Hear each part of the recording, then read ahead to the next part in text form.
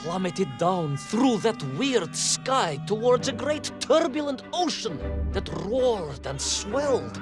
A ferocious sea that offered no hope of survival.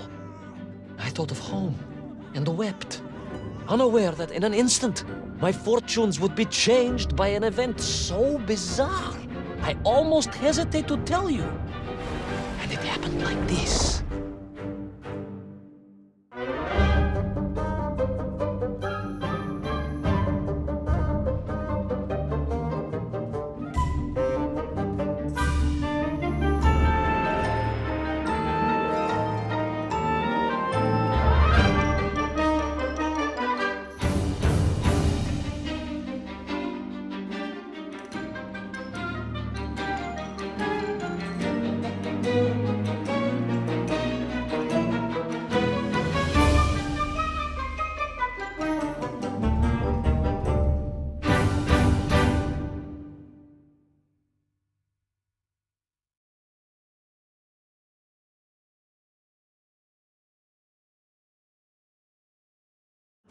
A giant whale? It was huge, General. You were swallowed by a giant whale. Yes, General. You look remarkably well for a man who was swallowed by a whale. I am blessed with a strong constitution, General.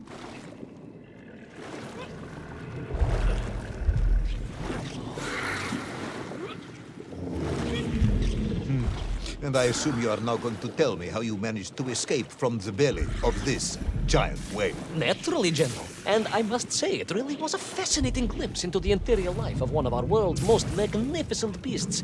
I consider myself a wiser man after this experience.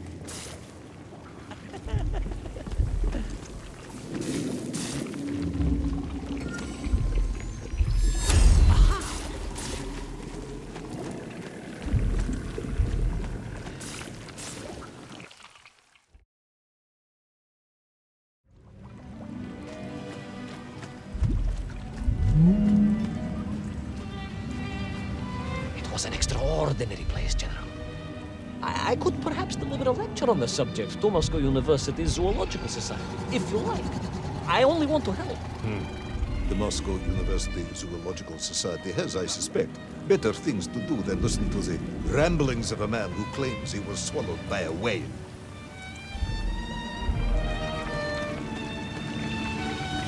It is a shame, General. People can be so closed-minded. I, on the other hand, have little choice but to hear you out.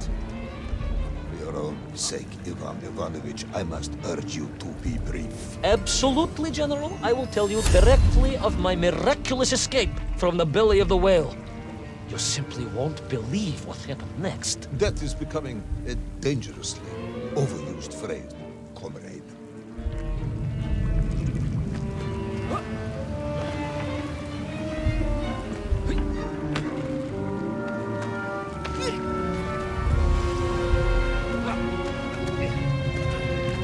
And so I found myself deep within the whale's organs.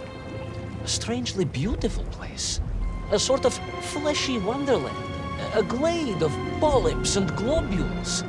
A landscape as awe-inspiring in its way as the forests and mountains of Altai. Oh, my home, General, that I yearned and longed for, and only hoped, as I hope now, that I might one day see again. I think we're all longing for home at this point.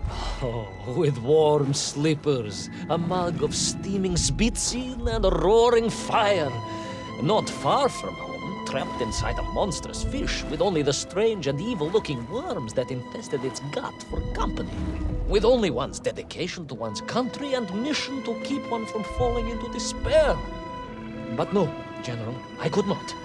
I had to escape, to find little Orpheus and my way back to the surface and home.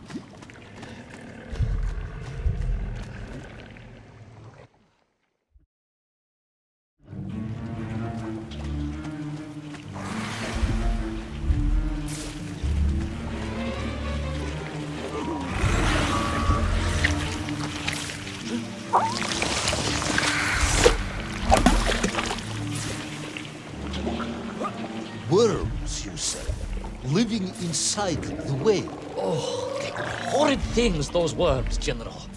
And most unwelcome, I would say. Parasites. Their infestation was more of the tremendous sizes they could grow to. At that point, my thoughts were only of escape. And I had a plan. Yes, I'm sure you did.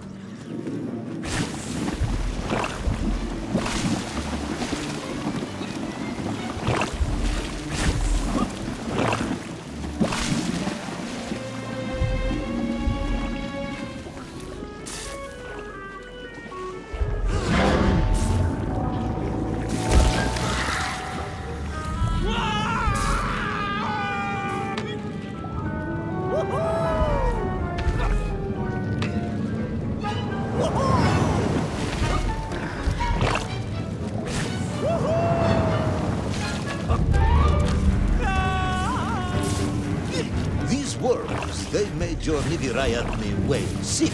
Wherever they attached themselves, the flesh began to turn gray and die.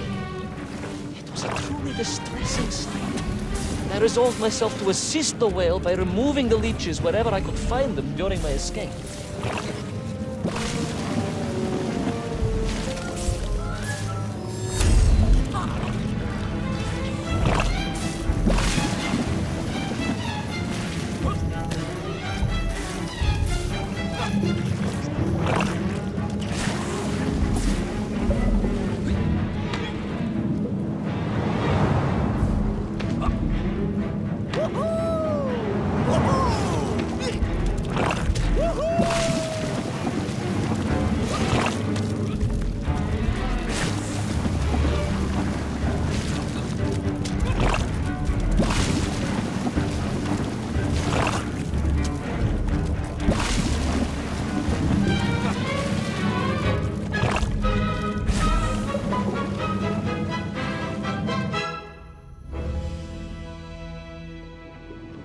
In my mind, it was a simple plan, General.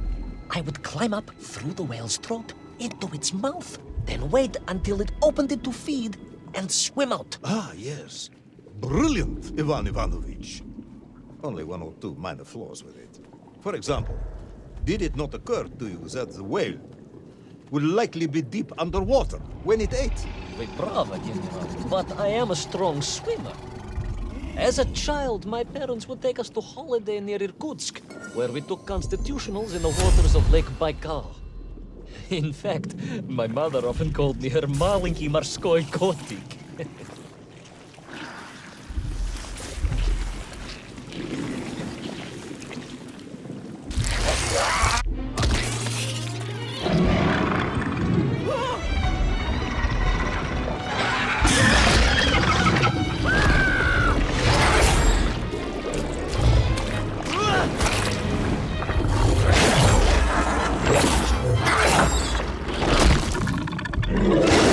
A giant worm for a giant whale, huh? At the risk of repeating myself, it was huge, General. The Moscow University Zoological Society may be interested after all.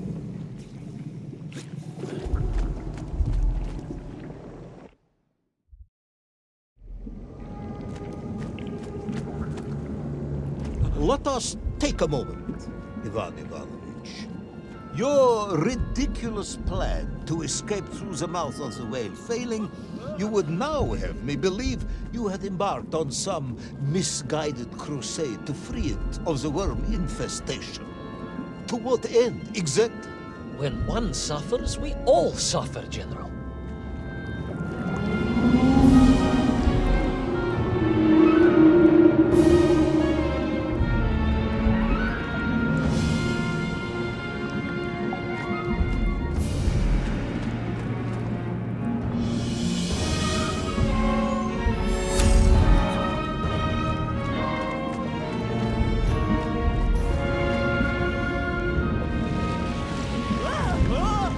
Your ideological commitment is admirable, comrade, but... I concluded that if I could find the root of the infestation and neutralize it, the whale could mount a spirited counterattack against the worms.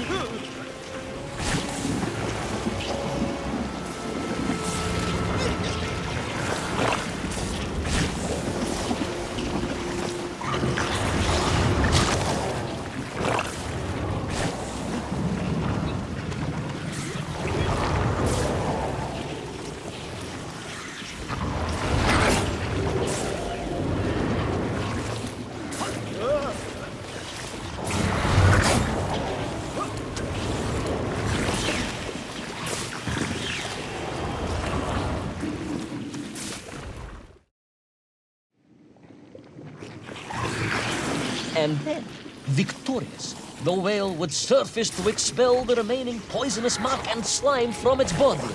And at that point, I could escape through the nearest convenient orifice. In this case, most likely the blowhole. That is the most revolting thing I've ever heard. General, we Russians, we have withstood the sheer force of nature and history and emerged triumphant. An expedition through the nasal sphincter of a gargantuan whale is nothing to us.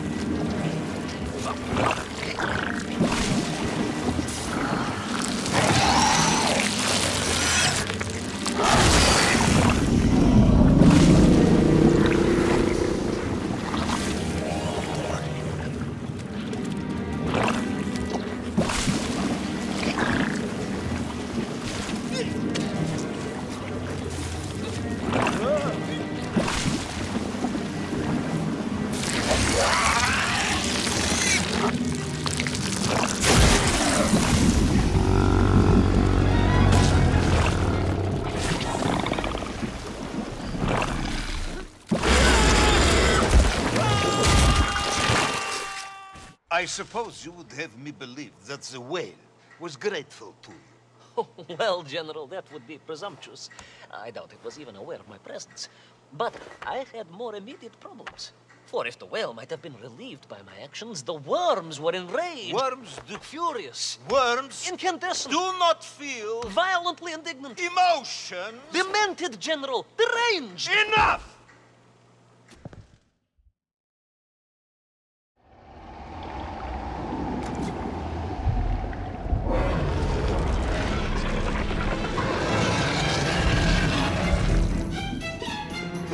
Where is little Orpheus?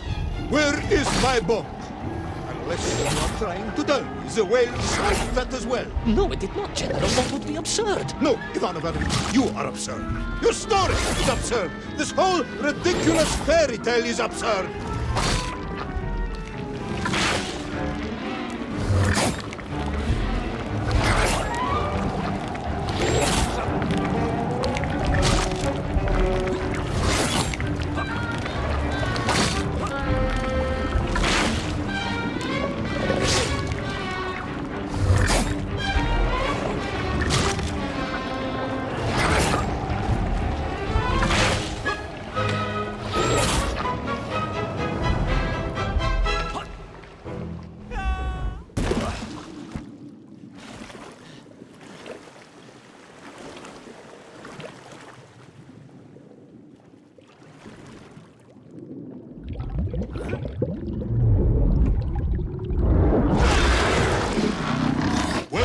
Brave yet foolhardy hero escape the furious worm? Will he be doomed to spend his days trapped in the innards of a bad-tempered cetacean? Where is the whale swimming to in such a rush, and what will it do when it gets there? Is the general about to lose his temper and order the cosmonaut shot? All of these questions and more must surely be answered in the next exciting episode of Little Orpheus!